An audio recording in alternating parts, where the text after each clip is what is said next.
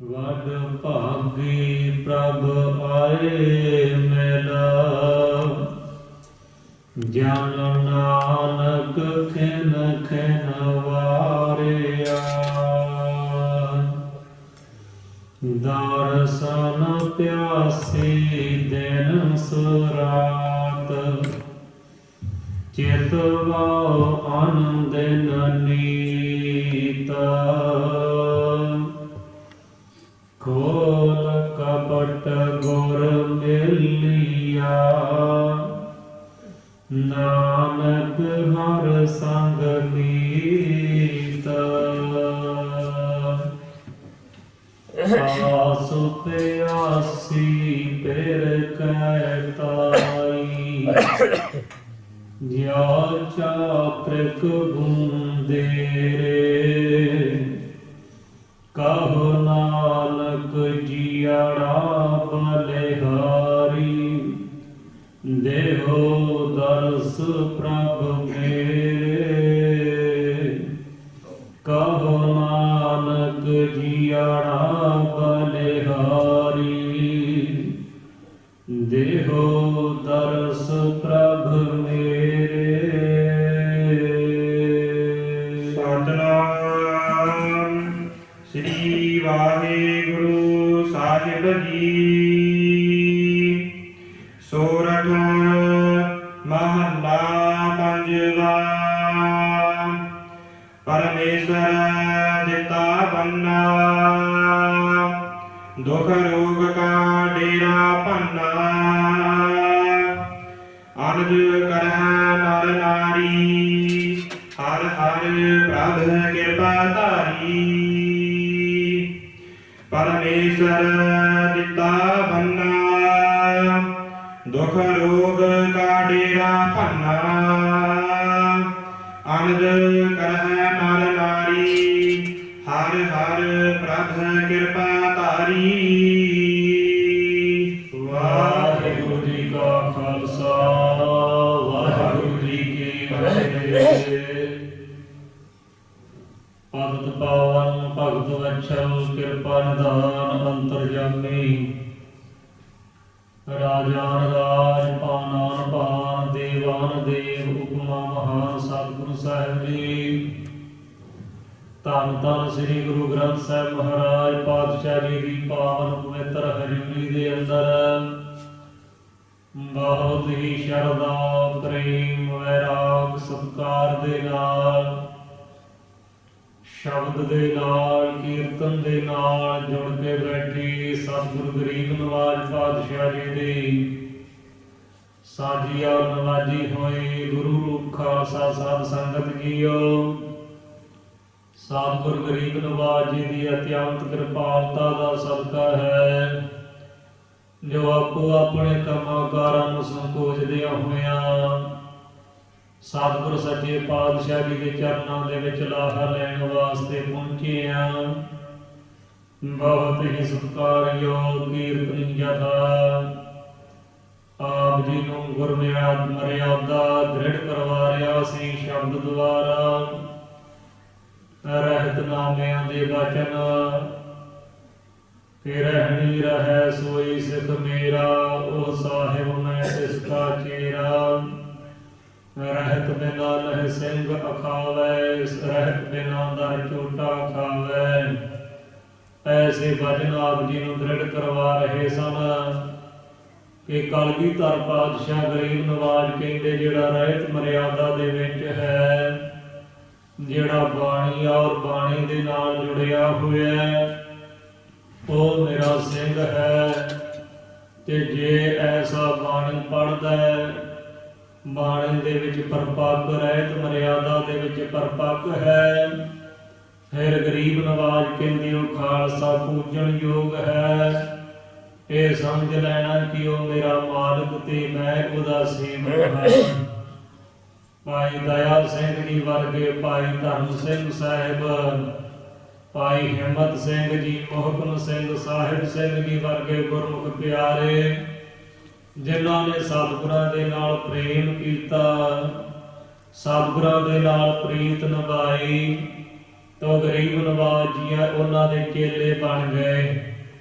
ਆਪਾਂ ਕੱਲ ਵੀ ਇਹ ਵਚਨ ਭਾਈ ਗੁਰਦਾਸ ਸਿੰਘ ਸਾਹਿਬ ਦਾ ਸਰਵਣ ਕੀਤਾ ਸੀ ਕਿ ਵਹ ਪ੍ਰਗਟਿਓ ਮਰਦ ਅਗੰਮੜਾ ਵਰਿਆਮ ਅਕੇਲਾ, ਵਾਹੋ ਵਾਹੋ ਗੋਬਿੰਦ ਸਿੰਘ ਆਪੇ ਗੁਰ ਚੇਲਾ।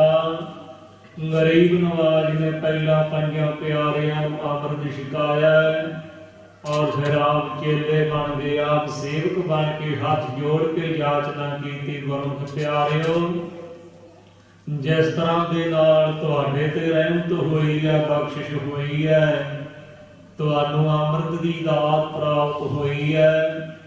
ਜਿਸ ਅੰਮ੍ਰਿਤ ਦੇ ਬਾਰੇ ਬਚਨ ਨੇ ਕਿ ਸੁਰ ਨਰ ਮਨ ਜਨ ਅੰਮ੍ਰਿਤ ਖੋਜਦੇ, ਸੋ ਅੰਮ੍ਰਿਤ ਗੁਰ ਤੇ ਪਾਇਆ।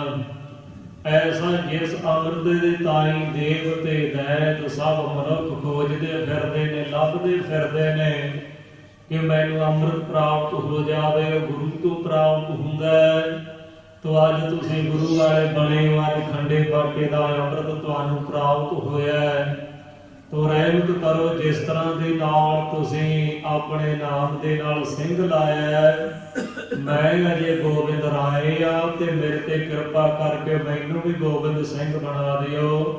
ਤੋ ਐਸੀ ਸਾਧ ਸੰਗਤ ਜੀ ਗਰੀਬ ਨਵਾਜ ਕਹਿੰਦੇ ਕੋਈ ਰਹਿਤ ਮਰਿਆਦਾ ਦੇ ਵਿੱਚ ਪ੍ਰਪੱਕ ਸਿੰਘ ਹੋਵੇ, ਬਾਣੀ ਦੇ ਨਾਲ ਜੁੜਿਆ ਹੋਵੇ, ਉਹ ਸਿੰਘ ਜਿਹੜਾ ਹੈ ਮੇਰਾ ਮਾਲਕ ਤੇ ਮੈਂ ਉਹਦਾ ਚੇਲਾ ਹਾਂ।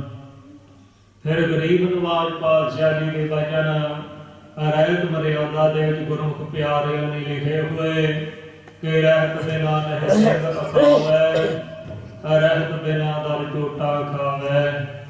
ਤੋ ਗਰੀਬ ਨਵਾਜ ਕਹਿੰਦੇ ਜਿਹੜਾ ਰਹਿਤ ਮਰਿਆਦਾ ਤੋਂ ਬਿਨਾ ਕਦੇ ਸਿੰਘ ਨਹੀਂ ਅਖਵਾ ਸਕਦਾ। ਸਿੰਘ ਲਖਵਾ ਲੈਣ ਦੇ ਨਾਲ, ਸਿੰਘ ਕਹਾ ਲੈਣ ਦੇ ਨਾਲ ਸਿੰਘ ਨਹੀਂ। ਜਿਹੜਾ ਸਤਿਗੁਰ ਗਰੀਬ ਨਵਾਜ ਪਾਤਸ਼ਾਹ ਜੀ ਦੀ ਦੱਸੀ ਹੋਈ ਮਰਿਆਦਾ ਦੇ ਵਿੱਚ ਪੂਰਨ ਹੈ, ਉਹ ਸਿੰਘ ਹੈ ਤੇ ਰਹਿਤ ਤੋਂ ਬਿਨਾ ਦਰ ਦਰ ਤੇ ਭਟਕਦਾ ਫਿਰਦਾ, ਚੋਟਾਂ ਖਾਂਦਾ। ਇਸੇ ਪ੍ਰਕਾਰ ਦੁਨੀਆ ਦੇ ਦਰਾਂ ਦਰਾਂ ਤੇ ਭਟਕਦਾ ਹੈ, ਜਿਉਨਾਂ ਦੇ ਦਰਾਂ ਦਰਾਂ ਤੇ ਭਟਕਦਾ ਹੈ, ਦੇਵਤਿਆਂ ਦੇ ਦਰਾਂ ਦਰਾਂ ਤੇ ਭਟਕਦਾ ਹੈ। ਐਸੀ ਉਹਦੇ ਮਨ ਦੇ ਵਿੱਚ ਭਟਕਣਾ ਲੱਗੀ ਰਹਿੰਦੀ ਹੈ। ਜਿਹੜਾ ਰਹਿਤ ਮਰਿਆਦਾ ਦੇ ਵਿੱਚ ਨਹੀਂ, ਉਹ ਕਦੇ ਕਿਸੇ ਮੰਜ਼ਿਲ ਤੇ ਨਹੀਂ ਪਹੁੰਚਦਾ। ਤੇ ਜੇ ਆਪਾਂ ਸਾਧ ਸੰਗਤ ਜੀ ਸੰਸਾਰ ਦੇ ਵਿੱਚ ਆਏ ਆ ਤੇ ਸਾਡੀ ਇੱਕੋ ਇੱਕ ਮੰਜ਼ਿਲ ਹੈ, ਇੱਕੋ ਇੱਕ ਪ੍ਰਾਪਤੀ ਹੈ ਇਸ ਸੰਸਾਰ ਤੇ ਆਉਣ ਦੀ ਕਿ ਭਾਈ ਪ੍ਰਾਪਤ ਮਾਨੁਖ ਦੇ ਹੁਰੀਆ, ਗੋਬਿੰਦ ਮਿਲਣ ਕੀ ਇਹ ਤੇਰੀ ਬਰੀਆ। ਸਾਡੀ ਮੰਜ਼ਿਲ ਗਰੀਬ ਨਵਾਜ ਪਾਤਸ਼ਾਹ ਜੀ ਕਹਿੰਦੇ ਗੋਬਿੰਦ ਨੂੰ ਮਿਲਣ ਦੀ ਹੈ।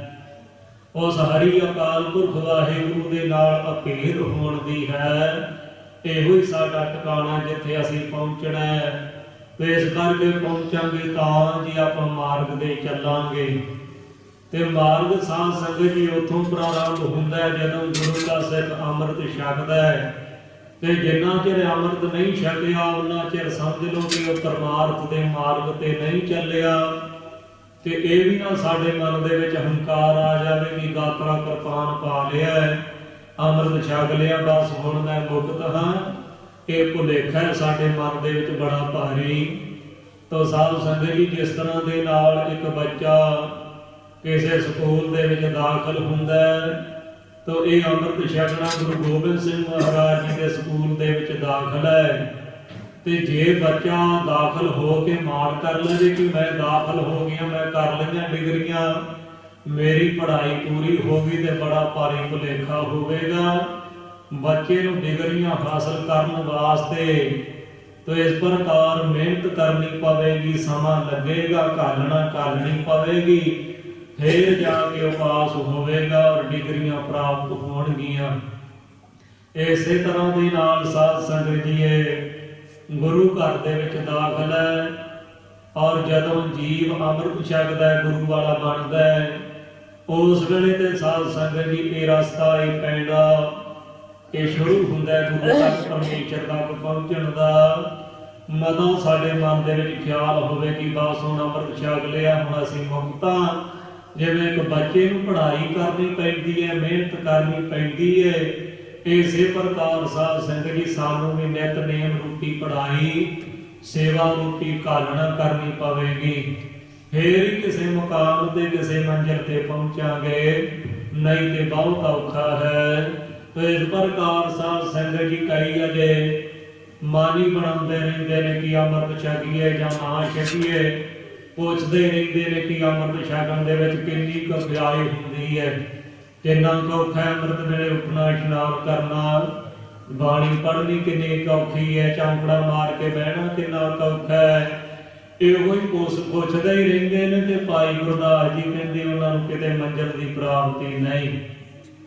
ਤਾਂ ਹੁਣ ਸਾਧ ਸੰਗਤ ਜੀ ਕੋਈ ਰਸਤਾ ਹੀ ਪੁੱਛੀ ਜਾਵੇ ਕਿ ਮੈਂ ਫਲਾਣੇ ਸ਼ਹਿਰ ਦੇ ਵਿੱਚ ਜਾਣਾ ਤੇ ਕਿੱਥੇ, ਕਿੰਨਾ ਸਮਾਂ ਲੱਗੇਗਾ, ਕਿਹੜੀ ਬੱਸ ਫੜਾਂਗਾ, ਕਿਵੇਂ ਗੱਡੀ ਤੇ ਜਾਵਾਂਗਾ, ਜੇ ਉਦਮ ਨਾ ਕਰੇ ਤੇ ਕਿਵੇਂ ਪਹੁੰਚੇਗਾ। ਇਸੇ ਪ੍ਰਕਾਰ ਭਾਈ ਗੁਰਦਾਸ ਸਾਹਿਬ ਜੀ ਕਹਿੰਦੇ ਪੂਛਤ ਹੈ ਪਦ ਤੇ ਮਾਰਗ ਬਿਨਾ ਧਾਰੈ ਪਗ ਪ੍ਰੀਤਮ ਕੈ ਦੇਸ ਕੈਸੇ ਬਾਤਨ ਸਿਉ ਜਾਈਐ। ਪੂਛਤ ਹੈ ਵੈਦ ਖਾਦ ਔਖਦ ਨਾ ਸੰਜਮ ਸੈ ਕੈਸੇ ਮਿਟਾ ਰੋਗ ਸੁਖ ਸਹਿਜ ਸਮਾਈਐ। ਪੂਛਤ ਹੈ ਸੁਹਾਗਨ ਕੇ ਕਰਮ ਹੈ ਦੁਹਾਗਨ ਕੈ ਰਿਦਾ ਦੇ ਵਿਚਾਰ ਕਤ ਸਹਿਜਾ ਬੁਲਾਈਐ। ਗਾਏ ਸੋਏ ਸੁਨੇ ਆਖੇ ਵਿੱਚ ਪਾਈਐ ਨਾ ਪਰਮ ਪਦ ਗੁਰ ਉਪਦੇਸ਼ ਗਹਿ ਜਾਉ ਨਾਉ ਨਾ ਕਮਾਈਐ।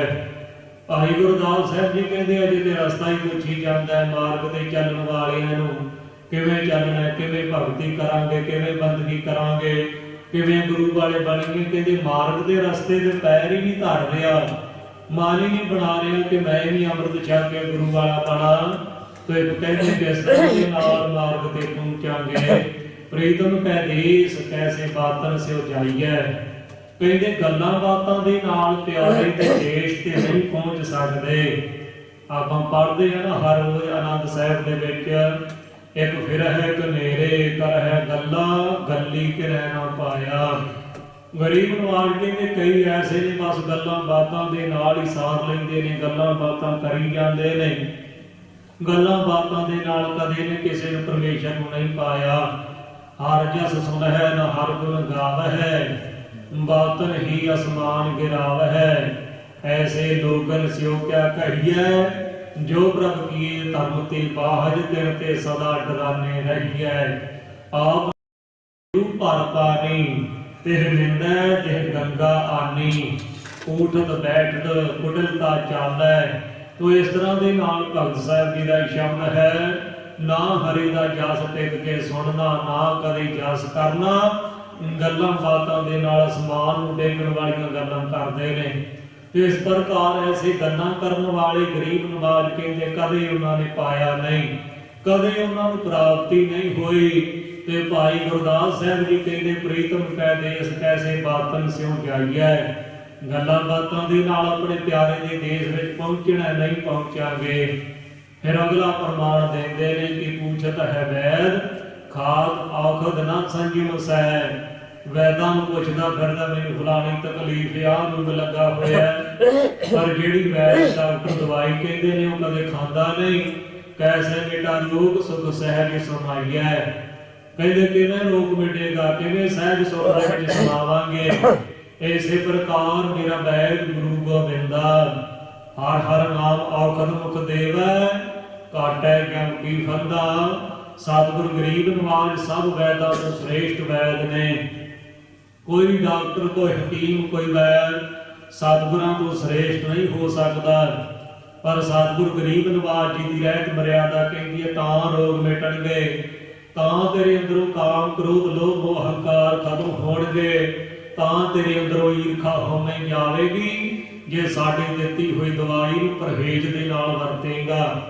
ਤੋ ਸਾਧ ਸੰਗਤ ਜੀ ਜਿਹੜਾ ਨਾਮ ਗੁਰਮੰਤਰ ਮੂਲ ਮੰਤਰ ਪੰਜਾਂ ਪਿਆਰਿਆਂ ਕੋਲ ਮਿਲ ਜਾਣਾ ਇਹ ਦਵਾਈ ਹੈ। ਤੇ ਜਿਹੜਾ ਰਹਿਤ ਮਰਿਆਦਾ ਇਹ ਪਰਹੇਜ਼ ਹੈ। ਤੇ ਇਸ ਕਰਕੇ ਜੇ ਕੱਲਾ ਦਵਾਈ ਖਾਈ ਜਾਵਾਂਗੇ ਤੇ ਪਰਹੇਜ਼ ਨਾ ਰੱਖਾਂਗੇ ਫਿਰ ਸਾਧ ਸੰਗਤ ਜੀ ਸਾਡੀ ਪ੍ਰਾਪਤੀ ਨਹੀਂ। ਇਸ ਕਰਕੇ ਕਮਾਈ ਵੀ ਕਰਨੀ ਹੈ ਤੇ ਨਾਲ ਮਰਿਆਦਾ ਵੀ ਰੱਖਣੀ ਹੈ। ਇਹ ਨਾ ਹੋਵੇ ਕਿ ਥਾਂ ਥਾਂ ਦਾ ਜਿੱਥੋਂ ਮਲੀਰ ਖਾਣਾ ਖਾਈ ਜਾਣਾ ਔਰ ਇਸੇ ਪ੍ਰਕਾਰ ਰਹਿਤ ਮਰਿਆਦਾ ਨਾ ਪੂਰੀ ਰੱਖਣੀ, ਸਰੀਰ ਨੂੰ ਨਾ ਸੋਧਣਾ। ਤੋ ਇਸ ਪ੍ਰਕਾਰ ਕਦੇ ਵੀ ਪ੍ਰਾਪਤੀ ਨਹੀਂ। ਤੋ ਇਸ ਪ੍ਰਕਾਰ ਗਰੀਬ ਨਵਾਜ ਕਹਿੰਦੇ ਨਾਲ ਦੀ ਨਾਲ ਤੂੰ ਦਵਾਈ ਖਾ ਕੇ ਪਰਹੇਜ਼ ਵੀ ਕਰਨਾ ਹੈ ਤੇ ਜਿਹੜਾ ਕੱਲਾ ਵੈਦਾਂ ਨੂੰ ਪੁੱਛੀ ਜਾਵੇ ਦਵਾਈ ਖਾਵੇ ਨਾ, ਰੋਗ ਨਹੀਂ ਮਿਟੇਗਾ ਤੇ ਨਾ ਹੀ ਸੁਖ ਦੀ ਪ੍ਰਾਪਤੀ ਹੋਵੇਗੀ। ਫਿਰ ਕਹਿੰਦੇ ਪੂਛਤ ਹੈ ਸੁਹਾਗਨ ਕੇ ਕਰਮ ਹੈ ਦੁਹਾਗਨ ਕੈ। ਹੁਣ ਸਾਧ ਸੰਗਤ ਜੀ ਸੰਸਾਰ ਦੇ ਵਿੱਚ ਜੇ ਸੰਸਾਰੀ ਸੁਹਾਗਣਾ ਤੇ ਦੁਹਾਗਣਾ ਇਸਤਰੀਆਂ ਨੇ ਤੇ ਪਰਮਾਰਥ ਦੇ ਰਸਤੇ ਤੇ ਚੱਲਦਿਆਂ ਹੋਇਆਂ ਵੀ ਐਸਾ ਇਨਾਮ ਹੈ ਜਿਨ੍ਹਾਂ ਨੂੰ ਪਰਮੇਸ਼ਰ ਦੀ ਪ੍ਰਾਪਤੀ ਹੋ ਗਈ ਹੈ, ਪਤੀ ਪਰਮੇਸ਼ਰ ਮਿਲ ਗਿਆ ਹੈ, ਭਾਵੇਂ ਉਹ ਇਸਤਰੀ ਹੈ ਤੇ ਭਾਵੇਂ ਪੁਰਸ਼ ਹੈ, ਉਹ ਪਰਮੇਸ਼ਰ ਦੀ ਸੁਹਾਗਣ ਰੂਪ ਇਸਤਰੀ ਹੈ। ਤੇ ਜਿਹਨੂੰ ਨਹੀਂ ਮਿਲਿਆ ਦਰ ਦਰ ਤੇ ਭਟਕਦਾ ਫਿਰਦਾ ਹੈ, ਉਹ ਦੁਹਾਗਣ ਹੈ, ਉਹ ਛੁੱਟੜ ਇਸਤਰੀ ਹੈ ਜਿਹੜੀ ਪਤੀ ਨੇ ਛੱਡ ਦਿੱਤੀ ਹੋਵੇ। ਨਾ ਉਹਦਾ ਪੇਕੇ ਘਰ ਸਤਿਕਾਰ ਤੇ ਨਾ ਉਹਦਾ ਸਹੁਰੇ ਘਰ ਸਤਿਕਾਰ। ਇਸ ਪ੍ਰਕਾਰ ਲੋਕਾਂ ਦੀਆਂ ਤਰਕਾਰਾਂ ਚੱਲਦੀ ਹੈ ਤੇ ਉਹ ਜੀਵ, ਉਸ ਮਨੁੱਖ, ਉਸ ਇਸਤਰੀ ਦੀ ਉਹ ਵੀ ਹਾਲਤ ਹੈ ਛੋਟੜ ਇਸਤਰੀ ਦੀ ਤਰ੍ਹਾਂ ਜਿਹੜੀ ਪਤੀ ਪਰਮੇਸ਼ਰ ਦੀ ਪ੍ਰਾਪਤੀ ਵਾਲੀ ਨਹੀਂ ਹੋਈ। ਤੇ ਇਸ ਕਰਕੇ ਭਾਈ ਸਾਹਿਬ ਜੀ ਕਹਿੰਦੇ ਪੁੱਛਦਾ ਤੇ ਸੁਹਾਗਣਾ ਨੂੰ ਫਿਰਦਾ, ਪੁੱਛਦਾ ਮਹਾਂਪੁਰਖਾਂ ਨੂੰ, ਕਦੇ ਕਿਸੇ ਨੂੰ ਤੇ ਕਰਮ ਇਹਦੇ ਛੁੱਟੜ ਇਸਤਰੀਆਂ ਵਾਲੇ ਨੇ। ਕਦੀ ਪਤੀ ਦਾ ਪਿਆਰ ਇਹਦੇ ਹਿਰਦੇ ਦੇ ਵਿੱਚ ਵਸਿਆ ਹੀ ਨਹੀਂ। ਤਾਂ ਫਿਰ ਕਹਿੰਦੇ ਐਸਾ ਹਿਰਦੇ ਵਿਚਾਰ ਕਰਨ ਦੀ ਇੱਛਾ, ਕਦੀ ਕਿਸੇ ਦੇਵੀ ਦੇ ਟਲ ਖੜਕਾ ਲਿਆ, ਕਦੀ ਕਿਸੇ ਪੀਰ ਦੇ ਰੋਟ ਚੜਾ ਲਿਆ। ਐਸਾ ਵਿਚਾਰਾਂ ਵਾਲਾ ਸੁਭਾਅ ਇਹਦਾ ਬਣਿਆ ਹੋਇਆ। ਸਤ ਸਹਿਜ ਸੰਪਾਈ ਹੈ। ਕਿਉਂਕਿ ਇਸ ਤਰ੍ਹਾਂ ਦੇ ਨਾਲ ਤੋ ਉਹ ਪਤੀ ਪਰਮੇਸ਼ਰ ਜਿਹੜਾ ਇਹਦੀ ਸੇਜਾ ਤਹਿ ਕਰਨ ਤੇ ਆਵੇਗਾ। ਕਦ ਸੇਜਾ ਬੁਲਾਈ ਹੈ, ਕਦੇ ਉਹ ਪਰਮੇਸ਼ਰ ਆਵੇਗਾ ਆ ਕੇ ਅੰਤਹਿ ਕਰਨ ਤੇ ਬਹਿ ਕੇ ਕਹੇਗਾ ਆ ਜੀਵ ਨੂੰ ਇਸਤਰੀਏ ਆਪਾਂ ਆਪਣੇ ਨਾਮ ਦੇ ਆਨੰਦ ਨੂੰ ਮਾਨਣਾ ਕਰੀਏ। ਫਿਰ ਕਹਿੰਦੇ ਇਹ ਵੀ ਸਾਡੇ ਮਨ ਦੇ ਵਿੱਚ ਬੜਾ ਭਾਰੀ ਭੁਲੇਖਾ ਹੈ। ਜਦੋਂ ਸਾਧ ਸੰਗਤ ਜੀ ਆਪਾਂ ਸੰਗਤ ਰੂਪ ਹੋ ਕਰਕੇ ਬੈਠਨੇ ਆ, ਮਨ ਤੇ ਸਾਡਾ ਹੋਰ ਕਿਤੇ ਤੁਰਿਆ ਫਿਰਦਾ ਹੈ, ਬੜੀਆਂ ਅੱਖਾਂ ਮੀਟਦੇ ਆ, ਕਈ ਬਹੁਤ ਪ੍ਰੇਮ ਦੇ ਵਿੱਚ ਸਿਰ ਹਿਲਾਉਂਦੇ ਨੇ। ਤੋ ਸਾਧ ਸੰਗਤ ਜੀ ਮਾਫ ਕਰਨਾ, ਕਈਆਂ ਦੇ ਮਨ ਦੇ ਵਿੱਚ ਪ੍ਰੇਮ ਹੁੰਦਾ ਹੈ ਤੇ ਕਈਆਂ ਦੇ ਮਨ ਦੇ ਵਿੱਚ ਕੇਵਲ ਪਖੰਡੀ ਕਿ ਲੋਕ ਵੇਖਣ ਕਿ ਬੜਾ ਚੌਂਕੜਾ ਮਾਰ ਕੇ ਬੈਠਾ, ਬੜਾ ਸਿਰ ਹਿਲਾਉਂਦਾ ਹੈ, ਬੜਾ ਮਸਤੀ ਦੇ ਵਿੱਚ ਬੈਠਾ ਹੈ। ਉਸ ਚੀਜ਼ ਦਾ ਖੰਡਨ ਕਰਦਿਆਂ ਹੋਇਆਂ ਭਾਈ ਸਾਹਿਬ ਜੀ ਕਹਿੰਦੇ ਗਾਏ ਸੁਣੇ ਆਖੈ ਨੀਚ ਪਾਈਐ ਨਾ ਪਰਮ ਪਦ। ਭਾਈ ਗੁਰਦਾਸ ਜੀ ਕਹਿੰਦੇ ਕੇਵਲ ਗਾਉਣ ਦੇ ਨਾਲ, ਸੁਣਨ ਦੇ ਨਾਲ ਅੱਖਾਂ ਮੀਟ ਲਈਆਂ, ਸਿਰ ਹਿਲਾ ਦਿੱਤਾ, ਇਹਦੇ ਨਾਲ ਪ੍ਰਾਪਤੀ ਨਹੀਂ, ਪਰਮ ਪਦਵੀ ਦੀ ਪ੍ਰਾਪਤੀ ਨਹੀਂ ਹੋਵੇਗੀ। ਗੁਰ ਉਪਦੇਸ਼ ਕਹੈ ਜੋ ਨਾਉ ਨਾ ਕਮਾਈਐ। ਕਹਿੰਦੇ ਜਿੰਨਾ ਚਿਰ ਗੁਰੂ ਸਾਹਿਬ ਦੇ ਉਪਦੇਸ਼ ਨੂੰ ਗ੍ਰਹਿਣ ਨਹੀਂ ਕੀਤਾ, ਇਹ ਨਹੀਂ ਕਿ ਬਸ ਗ੍ਰਹਿਣ ਕਰਕੇ ਛੱਡ ਦਿੱਤਾ ਜਾਓ ਨਾਉ ਨਾ ਕਮਾਈਐ। ਕਹਿੰਦੇ ਜਿੰਨਾ ਚਿਰ ਉਹਦੀ ਕਮਾਈ ਨਾ ਕੀਤੀ, ਬੰਦਗੀ ਨਾ ਕੀਤੀ, ਘਾਲਣਾ ਨਾ ਘਾਲੀ ਤੇ ਅੱਖਾਂ ਮੀਟਣ ਦੇ ਨਾਲ, ਸਿਰ ਹਿਲਾਉਣ ਦੇ ਨਾਲ, ਕਥਾ ਕੀਰਤਨ ਕਰਨ ਦੇ ਨਾਲ ਕਦੇ ਪ੍ਰਾਪਤੀ ਨਹੀਂ। ਤੋ ਸਾਧ ਸੰਗਤ ਜੀ ਐਸਾ ਸਤਿਗੁਰੂ ਮਹਾਰਾਜ ਸੱਚੇ ਪਾਤਸ਼ਾਹ ਜੀ ਉਪਦੇਸ਼ ਬਖਸ਼ਿਸ਼ ਕਰਦੇ ਹਨ ਕਿ ਇੱਕ ਕੂੜੀ ਅੱਖੀ ਮੇਟਦੇ ਉਨਕਾ ਉਤਰ ਜਾਏਗਾ ਝੂਠ ਗਮਾਰ। ਮਹਾਰਾਜ ਕਹਿੰਦੇ ਐਸੇ ਇੱਕ ਝੂਠੇ ਮੁੱਠੇ ਜਿਹੜੇ ਅੱਖਾਂ ਮੀਟ ਕੇ ਦੱਸਦੇ ਨੇ, ਉਹਨਾਂ ਦਾ ਝੂਠ ਗਮਾਰ ਹੰਕਾਰ ਜਿਹੜਾ ਉਤਰ ਜਾਵੇਗਾ। ਤੋ ਇਸ ਕਰਕੇ ਸਤਿਗੁਰੂ ਮਹਾਰਾਜ ਜੀ ਦੀ ਮਰਿਆਦਾ ਰਾਗੀ ਜਥਾ ਆਪ ਜੀ ਨੂੰ ਕੀਰਤਨ ਦੁਆਰਾ ਦ੍ਰਿੜ ਕਰਵਾ ਰਿਹਾ ਸੀ। ਤੋ ਇਸ ਕਰਕੇ ਸਾਧ ਸੰਗਤ ਜੀ ਬਾਣੀ ਤੇ ਬਾਣਾ ਇਹ ਦੋਵੇਂ ਚੀਜ਼ਾਂ ਜ਼ਰੂਰੀ ਨੇ। ਸਿੱਖ ਦੇ ਕੋਲ ਅੰਦਰ ਬਾਣੀ ਹੋਵੇ, ਬਾਹਰ ਬਾਣਾ ਹੋਵੇ, ਫੇਰ ਹੀ ਗੱਲ ਬਣਦੀ ਹੈ। ਤੇ ਜਿਸ ਤਰ੍ਹਾਂ ਦੇ ਨਾਲ ਸਾਧ ਸੰਗਤ ਇੱਕ ਪੰਛੀ ਹੋਵੇ, ਜਿੰਨੀ ਮਰਜ਼ੀ ਤਾਕਤ ਰੱਖਦਾ ਹੋਵੇ, ਕਦੇ ਵੀ ਇੱਕ ਖੰਭ ਦੇ ਨਾਲ ਉੱਡ ਕੇ ਕਿਸੇ ਦਰਖਤ ਤੇ ਜਾਂ ਕਿਸੇ ਮੰਜ਼ਿਲ ਤੇ ਨਹੀਂ ਪਹੁੰਚ ਸਕਦਾ। ਇਸੇ ਪ੍ਰਕਾਰ ਮਹਾਰਾਜ ਕਹਿੰਦੇ ਬਾਣੀ ਬਾਣਾ ਪੰਖ ਪਛਾਨੋ, ਗੁਰ ਕਾ ਸਿੱਖ ਸੋ ਪੰਛੀ ਜਾਨੋ। तो इस करके बाणी के बाणा दो खंभ ने और गुरु का सिख पंछी है। गुरु इस प्रकार संसार का पंछी जमीन तो उडारी मार के दरख्त ते बैठ जांदियां दी मंजिल है, पर गुरु का सिख जिहड़ा पंछी है उन्हें संसार तो उडारी मार के निरंकार तक पहुंचना है। तो इस करके ये सिख की प्राप्ति ये मंजिल है। रहत मर्यादा तो बिना गुरु वाले बन तो बिना कदे भी प्राप्ति नहीं हो सकती। तो इस करके गुरु की रहत मर्यादा अपने हृदय दे विच पक्का करिए, गुरु वाले बन के प्राप्ति करिए, तां जो जिस मंजिल ते आपां पहुंचण वास्ते आए आ उस मंजिल की सानू प्राप्ति होवे। ਜਿਹੜਾ ਗੋਬਿੰਦ ਮਿਲ ਕੇ ਇਹ ਤੇਰੀ ਵਰਗਿਆ ਗਰੀਬ ਨਵਾਜ ਨੇ ਬਚਨ ਕੀਤਾ ਹੈ, ਉਹ ਵਰਗਿਆ ਉਹ ਵਾਰੀ ਜਿਹੜੀ ਹੈ ਸਾਡੀ ਸਫਲ ਹੋਵੇ। ਗੋਬਿੰਦ ਪਰਮੇਸ਼ਰ ਦੇ ਨਾਲ ਸਾਡਾ ਮਿਲਾਪ ਹੋਵੇ। ਤੋ ਆਪ ਜੀ ਨੂੰ ਗੁਰੂ ਪਿਆਰਿਆਂ ਨੇ ਆਪਣੀ ਪਾਵਨ ਪਵਿੱਤਰ ਰਸਨਾ ਤੋਂ ਸ੍ਰੀ ਮੁਖਵਾਕ ਤੋਂ ਆਪ ਜੀ ਨੂੰ ਸੁਣਾਉਣਾ ਕੀਤਾ ਹੈ। ਕੱਲ ਵੀ ਆਪਾਂ ਹੁਕਮਨਾਮੇ ਦੀ ਵਿਚਾਰ ਦੇ ਨਾਲ ਜੁੜੇ ਸਾਂ। ਅੱਜ ਵੀ ਸਤਿਗੁਰ ਜੀ ਰਹਿਮਤ ਕਰਨ, ਕਿਰਪਾ ਕਰਨ, ਆਪ ਦੇ ਵਿੱਚ ਵਰਤ ਕੇ ਆਪਣੀ ਬਾਣੀ ਦੀਆਂ ਸ਼ੁੱਧ ਵਿਚਾਰਾਂ ਕਰਵਾ ਲੈਣ। ਤੋ ਵਿਚਾਰ ਦੇ ਨਾਲ ਜੁੜਦਿਆਂ ਹੋਇਆਂ ਮਨ ਚਿੱਤ ਬਿਰਤੀਆਂ ਨੂੰ ਇਕਾਗਰ ਕਰਦਿਆਂ ਹੋਇਆਂ ਰਸਨਾ ਦੀ ਪਵਿੱਤਰਤਾ ਬਣਾਉਂਦਿਆਂ ਹੋਇਆਂ ਤੋ ਇਸ ਪ੍ਰਕਾਰ ਕਥਾ ਵਿਚਾਰ ਦੇ ਨਾਲ ਜੁੜ ਕੇ ਸਾਂਝ ਪਾਈਏ। ਸਰਬੱਤ ਸੰਗਤ ਮਾਈ ਪਾਈ ਕਰੋ ਕਿਰਪਾ। ਉਚਾਰਨ ਕਰੋ ਜੀ ਸਤਿਨਾਮ ਸ੍ਰੀ ਵਾਹਿਗੁਰੂ ਸਾਹਿਬ ਜੀ। ਸੋਰਠ ਮਹੱਲਾ ਪੰਜਵਾ। ਪਰਮੇਸ਼ਰ ਦਿੱਤਾ ਬੰਨਾ। ਤੋ ਸੋਰਠ ਨਾਗਰੀ ਦੇ ਵਿੱਚ ਧੰਨ ਧੰਨ ਸ੍ਰੀ ਗੁਰੂ ਗ੍ਰੰਥ ਸਾਹਿਬ ਮਹਾਰਾਜ ਜੀ ਦੇ ਪਾਵਨ ਪਵਿੱਤਰ ਅੰਗ 627 ਉੱਤੇ ਗਰੀਬ ਨਵਾਜ ਜੀ ਉਪਦੇਸ਼ ਬਖਸ਼ ਰਹੇ ਨੇ।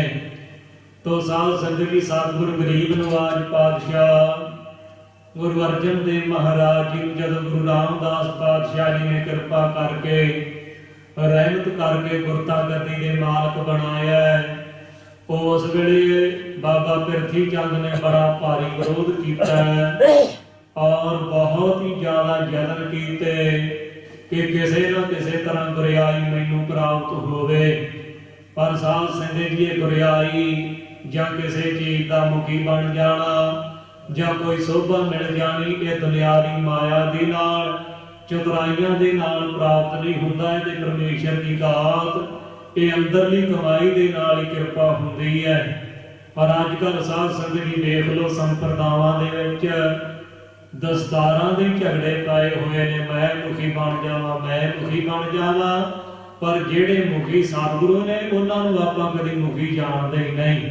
ਮੁਖੀਆਂ ਦੇ ਝਗੜੇ, ਦਸਤਾਰਾਂ ਦੇ ਝਗੜੇ ਸਾਧ ਸੰਗਤ ਜੀ ਅੱਜ ਤੋਂ ਰਹਿ ਗਏ ਨੇ ਸੰਪਰਦਾਵਾਂ ਦੇ ਵਿੱਚ, ਤੇ ਪ੍ਰਧਾਨਾਂ ਦੇ ਝਗੜੇ ਰਹਿ ਗਏ ਗੁਰਦੁਆਰਿਆਂ ਦੀ ਕਮੇਟੀਆਂ ਦੇ ਵਿੱਚ।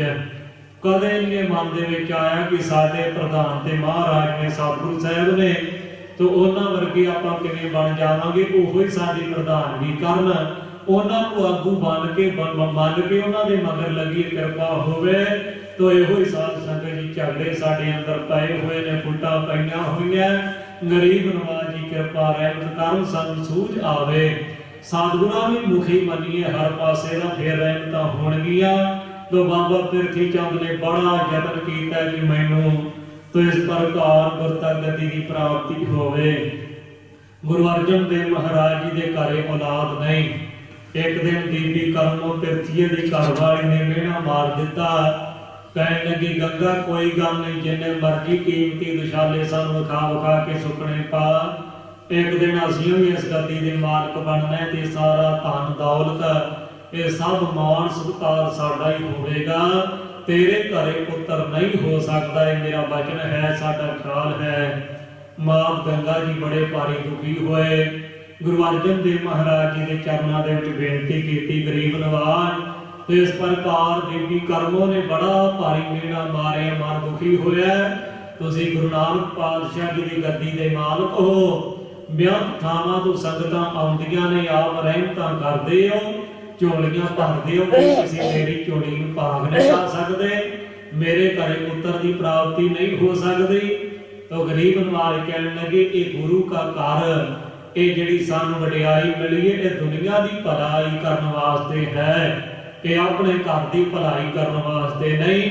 ਜੇ ਭਲਾ ਚਾਹੁੰਦੇ ਹੋ, ਜੇ ਕੁਝ ਪ੍ਰਾਪਤੀ ਚਾਹੁੰਦੇ ਹੋ ਤੇ ਬੀੜ ਸਾਹਿਬ ਦੇ ਵਿੱਚ ਚਲੇ ਜਾਓ। ਉੱਥੇ ਬ੍ਰਹਮ ਗਿਆਨੀ ਮਹਾਪੁਰਖ ਬਾਬਾ ਬੁੱਢਾ ਸਾਹਿਬ ਜੀ ਬੈਠੇ ਨੇ, ਉਹਨਾਂ ਦੇ ਕੋਲੋਂ ਵਰ ਲੈ ਕੇ ਆਓ।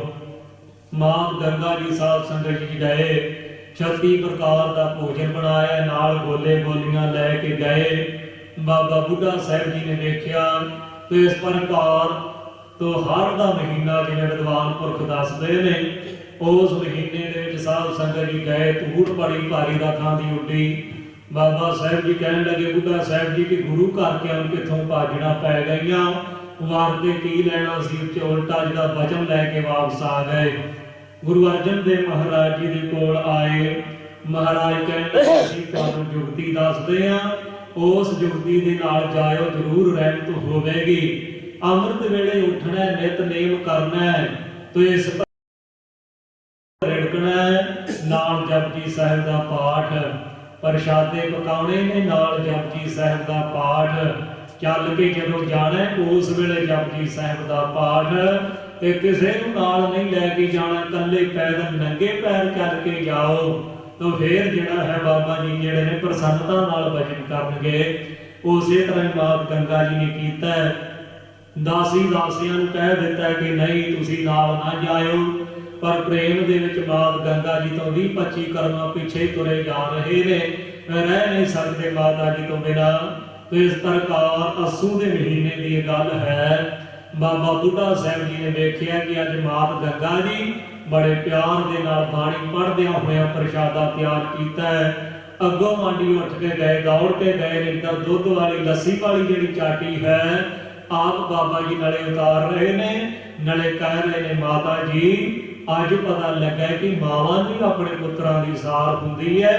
ਅੱਜ ਤੁਹਾਡਾ ਪੁੱਤਰ ਸਵੇਰ ਤੋਂ ਭੁੱਖਾ ਆਪਣੀ ਉਡੀਕ ਕਰ ਰਿਹਾ ਸੀ। ਤੋ ਸਾਧ ਸੰਗਤ ਜੀ ਉਮਰ ਦੇ ਵਿੱਚ ਮਾਤ ਗੰਗਾ ਤੋਂ ਬਹੁਤ ਵੱਡੇ ਨੇ ਬਾਬਾ ਜੀ, ਬੜੀ ਵੱਡੀ ਉਮਰ ਹੈ, ਪਰ ਫਿਰ ਵੀ ਵੇਖੋ ਸਤਿਕਾਰ ਮਾਤਾ ਜੀ ਕਹਿ ਕੇ ਬੁਲਾਇਆ। ਉਸ ਵੇਲੇ ਪ੍ਰੇਮ ਦੇ ਨਾਲ ਜਦੋਂ ਪ੍ਰਸ਼ਾਦਾ ਛਕਣ ਲੱਗੇ ਨੇ, ਉਸ ਵੇਲੇ ਵਿਦਵਾਨ ਪੁਰਸ਼ ਕਹਿੰਦੇ ਨੇ ਅਸਮਾਨ ਤੇ ਬਿਜਲੀ ਵੀ ਗਰਜ ਰਹੀ ਹੈ। ਤੋ ਇਸ ਪ੍ਰਕਾਰ ਬਿਜਲੀਆਂ ਚਮਕ ਰਹੀਆਂ, ਬੱਦਲ ਗਰਜ ਰਹੇ ਨੇ, ਮਿੰਨੀ ਮਿੰਨੀ ਵਰਖਾ ਪੈ ਰਹੀ ਹੈ। ਬਾਬਾ ਬੁੱਢਾ ਸਾਹਿਬ ਜੀ ਨੇ ਆਪਣੇ ਗੋਡੇ ਤੇ ਰੱਖ ਕੇ ਗੰਢਾ ਭੰਨਿਆ। ਪਹਿਲਾਂ ਬੱਦਲ ਗਰਜਿਆ ਤੇ ਕਹਿਣ ਲੱਗੇ ਮਾਤ ਜੀ ਐਸਾ ਪੁੱਤਰ ਪੈਦਾ ਹੋਵੇਗਾ, ਬੱਦਲ ਦੀ ਤਰ੍ਹਾਂ ਉਹਨਾਂ ਦੇ ਨਗਾਰੇ ਮਤਾਨੇ ਜੰਗ ਦੇ ਵਿੱਚ ਗੱਜਿਆ ਕਰਨਗੇ। ਨਾਲ ਦੀ ਨਾਲ ਬਿਜਲੀ ਚਮਕੀ, ਭਜਨ ਕੀਤਾ ਮਾਤਾ ਜੀ ਐਸਾ ਬਲੀ ਪੁੱਤਰ ਪੈਦਾ ਹੋਵੇਗਾ ਜਿਹਦੀਆਂ ਤਲਵਾਰਾਂ, ਜਿਹਦੀਆਂ ਸ਼ਮਸ਼ੀਰਾਂ ਬਿਜਲੀ ਦੀ ਤਰ੍ਹਾਂ ਜੰਗ ਦੇ ਵਿੱਚ ਚਮਕਿਆ ਕਰਨਗੀਆਂ। ਮਿੰਨੀ ਮਿੰਨੀ ਬਾਰਿਸ਼ ਹੁੰਦੀ ਹੈ। ਮਾਤਾ ਜੀ ਤੁਹਾਡਾ ਐਸਾ ਪੁੱਤਰ ਹੋਵੇਗਾ ਜਿੱਥੇ ਬਲੀ ਹੋਵੇਗਾ, ਨਾਮ ਬਾਣੀ ਦੀ ਮਿੰਨੀ ਮਿੰਨੀ ਵਰਖਾ ਵੀ ਕਰਿਆ ਕਰੇਗਾ। ਜਦੋਂ ਸਾਧ ਸੰਗਤ ਜੀ ਗੰਢਾ ਭੰਨਿਆ, ਕਹਿਣ ਲੱਗੇ ਮਾਤਾ ਜੀ ਇਸ ਤਰ੍ਹਾਂ ਦੇ ਨਾਲ ਵੈਰੀਆਂ ਦੀ ਜਾਲਮਾਂ ਦੇ ਸਿਰ ਭੰਨਿਆ ਕਰੇਗਾ ਆਪ ਜੀ ਦਾ ਪੁੱਤਰ। ਤੋਂ ਵਰ ਲੈ ਕੇ ਮਾਤ ਗੰਗਾ ਜੀ ਆਏ। ਅੱਸੂ ਦੇ ਮਹੀਨੇ ਦੇ ਵਿੱਚ ਵਾਰ ਪ੍ਰਾਪਤ ਹੋਇਆ ਤੇ ਅੱਗੇ ਹਾੜ ਦੇ ਮਹੀਨੇ ਦੀ ਏਕਮ ਦੇ ਵਿੱਚ 1552 ਈਸਵੀ 1692 ਵਿਕਰਮੀ ਦੇ ਵਿੱਚ ਪਾਤਸ਼ਾਹ ਜੀ ਆਏ ਨੇ, ਅਵਤਾਰ ਧਾਰਨ ਕੀਤਾ। ਦੂਰ ਦੂਰ ਤੱਕ ਸੰਗਤਾਂ ਨੂੰ ਸੁਨੇਹੇ ਭੇਜੇ ਨੇ। ਸੰਗਤਾਂ ਆਈਆਂ ਕਿ ਗੁਰੂ ਘਰੇ ਸਾਹਿਬਜ਼ਾਦੇ ਨੇ ਜਨਮ ਲਿਆ। ਹੋਰ ਵੀ ਗਰੀਬ ਨਵਾਜ ਜੀ ਨੇ ਬਿਆੰਤ ਸ਼ਬਦ ਅਕਾਲ ਪੁਰਖ ਦੇ ਸ਼ੁਕਰਾਨੇ ਦੇ ਵਿੱਚ ਉਚਾਰਨ ਕੀਤੇ। ਸਾਚੈ ਸਤਿਗੁਰ ਦੀਆ ਭੇਜ, ਚਿਰ ਜੀਵਨ ਉਪਜਿਆ ਸੰਜੋਗ, ਉਦਰੈ ਮਾਹਿ ਆਇਕੀਆ ਨਿਵਾਸ, ਮਾਤਾ ਕੈ ਮਨ ਬਹੁਤ ਵਿਗਾਸ, ਵਧੀ ਵੇਦ ਬਹੁ ਪੀੜੀ ਚਾਲੀ, ਧਰਮ ਕਲਾ ਹਰ ਬੰਦ ਬਹਾਲੀ। ਐਸੇ ਗਰੀਬ ਨਵਾਜ ਨੇ ਅਨੇਕਾਂ ਸ਼ਬਦ ਉਚਾਰਨ ਕੀਤੇ। ਜਦੋਂ ਸਰਬੱਤ ਸੰਗਤਾਂ ਜੁੜ ਕੇ ਆ ਗਈਆਂ, ਉਸ ਵੇਲੇ ਸਤਿਗੁਰਾਂ ਨੂੰ ਕਹਿਣ ਲੱਗੀ, ਸੰਗਤਾਂ ਨੇ ਵਧਾਈਆਂ ਦਿੱਤੀਆਂ। ਤੋ ਗਰੀਬ ਨਵਾਜ ਕਹਿਣ ਲੱਗੇ ਭਾਈ ਵਧਾਈਆਂ ਦਾ ਪਾਤਰ ਤੇ ਉਹ ਪਰਮੇਸ਼ਰ ਵਾਹਿਗੁਰੂ ਹੈ, ਉਹ ਵਾਹਿਗੁਰੂ ਨੂੰ ਵਧਾਈਆਂ ਦਿਓ, ਉਹਦਾ ਸ਼ੁਕਰਾਨਾ ਕਰੋ। ਜਦੋਂ ਸੰਗਤਾਂ ਹਾਜ਼ਰ ਹੋਈਆਂ, ਗੁਰੂ ਹਰਗੋਬਿੰਦ ਪਾਤਸ਼ਾਹ ਜੀ ਦਾ ਅਵਤਾਰ ਹੋਇਆ, ਉਸ ਵੇਲੇ ਗਰੀਬ ਨਵਾਜ ਜੀ ਨੇ ਪਾਵਨ ਪਵਿੱਤਰ ਸ਼ਬਦ ਉਚਾਰਨ ਕੀਤਾ। ਤੋ ਆਪਾਂ ਵਿਚਾਰ ਦੇ ਨਾਲ ਜੁੜ ਗਏ ਜੀ। ਪਰਮੇਸ਼ਰ ਦਿੱਤਾ ਬੰਨਾ। ਤੋ ਪਰਮੇਸ਼ਰ ਪਰਮ ਨਾਮ ਹੈ ਵੱਡੇ ਦਾ ਤੇ ਈਸ਼ਰ ਨਾਮ ਹੁੰਦਾ ਈਸ਼ਰ ਦਾ। ਤੋ ਹਿੰਦੂ ਮਤ ਦੇ ਵਿੱਚ 5 ਈਸ਼ਰ ਮੰਨੇ ਨੇ, ਬ੍ਰਹਮਾ ਵਿਸ਼ਨੂੰ ਮਹੇਸ਼ ਗਣੇਸ਼ ਤੇ ਪਾਰਵਤੀ। ਪਰ ਗਰੀਬ ਨਵਾਜ ਕਹਿੰਦਾ ਇਹਨਾਂ ਸਾਰਿਆਂ ਤੋਂ ਵੱਡਾ ਜਿਹੜਾ ਪਰਮ ਈਸ਼ਰ ਹੈ ਉਹ ਪਰਮੇਸ਼ਰ ਵਾਹਿਗੁਰੂ ਹੈ। ਪਰਮੇਸ਼ਰ ਦਿੱਤਾ ਬੰਨਾ। ਬੰਨੇ ਦੇ ਸਾਧ ਸੰਗਤ ਜੀ ਬਹੁਤ ਹੀ ਜ਼ਿਆਦਾ ਅਰਥ ਨੇ। ਬੰਨਾ ਵੱਟ ਨੂੰ ਵੀ ਕਿਹਾ ਜਾਂਦਾ ਹੈ, ਬੰਨਾ ਹੱਥ ਬੰਨੇ ਨੂੰ ਵੀ ਕਿਹਾ ਜਾਂਦਾ ਹੈ, ਬੰਨਾ ਲਾੜੇ ਨੂੰ ਵੀ ਕਿਹਾ ਜਾਂਦਾ ਹੈ। ਔਰ ਇਸ ਪ੍ਰਕਾਰ ਜਿਹੜਾ ਇਸ ਸ਼ਬਦ ਦੇ ਵਿੱਚ ਅਰਥ ਹੈ ਉਹ ਬੰਨਾ ਪੁੱਤਰ ਦਾ ਹੈ। ਤੋ ਗਰੀਬ ਨਵਾਜ ਪਾਤਸ਼ਾਹ ਜੀ ਕਹਿ ਰਹੇ ਨੇ ਕਿ ਹੇ ਭਾਈ ਪਰਮੇਸ਼ਰ ਦਿੱਤਾ, ਉਹ ਵਾਹਿਗੁਰੂ ਨੇ ਅਕਾਲ ਪੁਰਖ ਨੇ ਰਹਿਮਤਾਂ ਕਰਕੇ ਸਾਨੂੰ ਬੰਨਾ ਭਾਵ ਪੁੱਤਰ ਦੀ ਦਾਤ ਬਖਸ਼ੀ ਹੈ। ਸਾਹਿਬਜ਼ਾਦਾ ਹਰਗੋਬਿੰਦ ਸਾਡੇ ਗ੍ਰਹਿ ਵਿਖੇ ਆਇਆ ਹੈ। ਦੁਖ ਰੋਗ ਕਾ ਡੇਰਾ ਭੰਨਾ। ਇਸ ਪ੍ਰਕਾਰ ਕਹਿੰਦੇ ਦੁੱਖ ਤੇ ਰੋਗਾਂ ਦਾ ਜਿਹੜਾ ਡੇਰਾ ਸੀ ਉਹ ਭੰਨ ਦਿੱਤਾ। ਮਾਂ ਗੰਗਾ ਜੀ ਦੀ ਸਾਧ ਸੰਗਤ ਦੀ ਇੱਕ ਗੁਪਤ ਰੋਗ ਸੀ, ਜਿਹਦੇ ਕਰਕੇ ਉਹਨਾਂ ਘਰੇ ਔਲਾਦ ਨਹੀਂ ਸੀ ਹੋ ਸਕਦੀ। ਪਰ ਸਤਿਗੁਰੂ ਗਰੀਬ ਨਵਾਜ ਕਹਿੰਦੇ ਮਾਂ ਗੰਗਾ ਦੇ ਅੰਦਰ ਜਿਹੜਾ ਦੁੱਖ ਸੀ ਪੁੱਤਰ ਨਾ ਹੋਣ ਦਾ, ਤੇ ਰੋਗ ਸੀ ਜਿਹਦੇ ਕਰਕੇ ਪੁੱਤਰ ਹੋ ਨਹੀਂ ਸੀ ਸਕਦਾ। ਤੋ ਗਰੀਬ ਨਵਾਜ ਕਹਿੰਦੇ ਦੁੱਖ ਤੇ ਰੋਗਾਂ ਦਾ ਜਿਹੜਾ ਡੇਰਾ ਸੀ, ਜਿਹੜਾ ਘਰ ਸੀ, ਉਹ ਪਰਮੇਸ਼ਰ ਨੇ ਗਿਆਨ ਰੂਪੀ ਖੰਡੇ ਦੇ ਨਾਲ ਜਾਂ ਆਪਣੀ ਬਖਸ਼ਿਸ਼ ਰੂਪੀ ਤਲਵਾਰ ਦੇ ਨਾਲ ਭੰਨ ਦਿੱਤਾ ਹੈ। ਅਰਧ ਕਰਹਾ ਨਰ ਨਾਰੀ। ਤੋ ਗਰੀਬ ਨਵਾਜ ਕਹਿੰਦੇ ਨਰ ਨਾਰੀ ਇੱਥੇ ਭਾਵ ਹੈ ਸਿੱਖ ਸਿੱਖਣੀਆਂ ਤੋਂ ਗਰੀਬ ਨਵਾਜ ਕਹਿੰਦੇ ਸਭ ਸਿੱਖ ਸਿੱਖਣੀਆਂ ਆਏ ਹੋਏ ਸਭ ਆਨੰਦ ਕਰ ਰਹੇ ਨੇ, ਸਭ ਆਨੰਦ ਦੇ ਵਿੱਚ ਖੁਸ਼ੀਆਂ ਦੇ ਵਿੱਚ ਹਨ। ਹਰ ਹਰ ਪ੍ਰਭ ਕਿਰਪਾ ਧਾਰੀ। ਤੋ ਗਰੀਬ ਨਵਾਜ ਕਹਿੰਦੇ ਹਰ ਹਰ ਪ੍ਰਭ, ਤੇ ਪਹਿਲੇ ਹਰ ਦਾ ਜੋ ਭਾਵ ਹੈ ਹਰੀ ਹਰਤੀ ਪਾਪਾਨੀ ਦੁਸ਼ਟ ਚਿੱਤ ਕੀ ਸਿਮਰਤਾ। ਹਰੀ ਜਿਹੜਾ ਪਾਪਾਂ ਨੂੰ ਹਰਨ ਵਾਲਾ ਹੈ, ਔਰ ਦੂਜੇ ਹਰ ਤੋਂ ਭਾਵ ਹੈ ਜਿਹੜਾ ਸਾਨੂੰ ਹਰਿਆ ਭਰਿਆ ਕਰਨ ਵਾਲਾ। ਦੁਨੀਆ ਦੇ ਸੁੱਖ ਦੇ ਕੇ ਵੀ ਹਰਿਆ ਭਰਿਆ ਕਰਦਾ ਹੈ, ਔਰ ਅੰਦਰਲੇ ਸੁੱਖ ਦੇ ਕੇ ਆਨੰਦ ਦੇ ਕੇ ਵੀ ਹਰਿਆ ਭਰਿਆ ਕਰਦਾ ਹੈ। ਇਸ ਕਰਕੇ ਹਰ ਹਰ ਪ੍ਰਭ ਮਾਲਕ ਹੈ, ਨਾਮ ਹੈ ਮਾਲਕ ਦਾ ਰੱਖਿਅਕ ਦਾ। ਤੋ ਗਰੀਬ ਨਵਾਜ ਕਹਿੰਦੇ ਸਭ ਸਿੱਖ ਸਿੱਖਣੀਆਂ ਆਨੰਦ ਕਰ ਰਹੇ ਨੇ, ਪਰ ਹਰ ਹਰ ਪ੍ਰਭ ਕਿਰਪਾ ਧਾਰੀ। ਇਹ ਤਾਂ ਸੰਭਵ ਹੋਇਆ ਜਦੋਂ ਉਸ ਹਰੀ ਅਕਾਲ ਪੁਰਖ ਵਾਹਿਗੁਰੂ ਨੇ ਸਾਡੇ ਉੱਪਰ ਕਿਰਪਾ ਧਰਨਾ ਕੀਤੀ ਹੈ, ਕਿਰਪਾ ਕੀਤੀ ਹੈ। ਸੰਤ ਹੋ ਸੁਖ ਹੋਆ ਸਭ ਥਾਈ। ਤੋ ਗਰੀਬ ਨਵਾਜ ਜੀ ਕਹਿ ਰਹੇ ਸੰਤ ਹੋਏ ਸੰਤੋ ਸੁਖ ਹੋਆ ਸਭ ਥਾਈ, ਕਿ ਜਿੱਥੇ ਜਿੱਥੇ ਵੀ ਗੁਰੂ ਦੀਆਂ ਸੰਗਤਾਂ ਸਨ, ਇਸ ਖਬਰ ਨੂੰ ਸੁਣ ਕੇ ਸਭ ਥਾਵਾਂ ਤੇ ਸਭ ਨੂੰ ਸੁਖ ਪ੍ਰਾਪਤ ਹੋਇਆ ਹੈ। ਪਾਰ ਬ੍ਰਹਮ ਪੂਰਨ ਪਰਮੇਸ਼ਰ।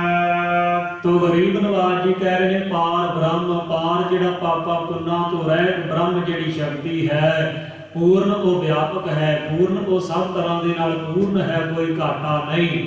ਪਾਰ ਬ੍ਰਹਮ ਪੂਰਨ ਪਰਮੇਸ਼ਰ ਹੈ, ਉਹ ਪੂਰਨ ਹੈ ਤੇ ਪਰਮ ਈਸ਼ਰ ਵੱਡਾ ਈਸ਼ਰ ਹੈ।